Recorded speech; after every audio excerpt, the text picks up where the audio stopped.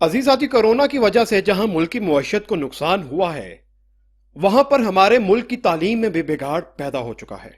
یہی وہ تعلیم تھی جس نے ملک کی معیشت کا بیڑا سنبھالنا تھا۔ عزیز ساتھیوں، یہی رجحان باقی ممالک میں بھی دیکھا گیا ہے، بلکہ کئی ممالک میں تو ہمارے ملک سے بھی زیادہ برا حال ہے۔ عزیز ساتھی، کورونا کی پہلی اور دوسری لہر نے تو ہمارا جینا ہی حرام کر دیا تھا۔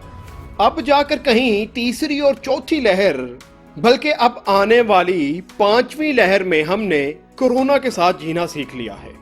میرے پیارے عزیز ساتھیوں اور دوستو، حالات جیسے بھی ہوں، کچھ بھی ہوں، اگر آپ ان حالات کا ڈٹ کر مقابلہ کرنا سیکھ لیتے ہیں تو کامیابی آپ کا مقدر بن جاتی ہے۔ آپ ان خراب حالات میں بھی زندگی گزارنا سیکھ لیتے ہیں۔ عزیز دوستو، کبھی حالات اور وقت کو مت کوسیں، یہ کبھی کسی کے نہیں ہوئے، بلکہ حالات اور وقت کو اپنے قابو میں کرنا سیکھو۔ اقبال نے کیا خوب کہا تھا، خدا نے آج تک اس قوم کی حالت نہیں بدلی، نہ ہو جس کو خیال آپ اپنی حالت کے بدلنے کا۔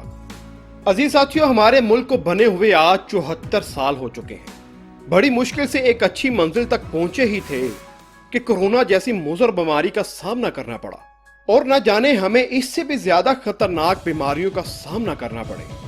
لیکن جب تک ہم لوگ بہادری سے ان کو فیس کرنا نہیں سیکھیں گے تو ہم مزید تنزلی کا ہی شکار ہوتے چلے جائیں گے۔ ذرا سوچئے،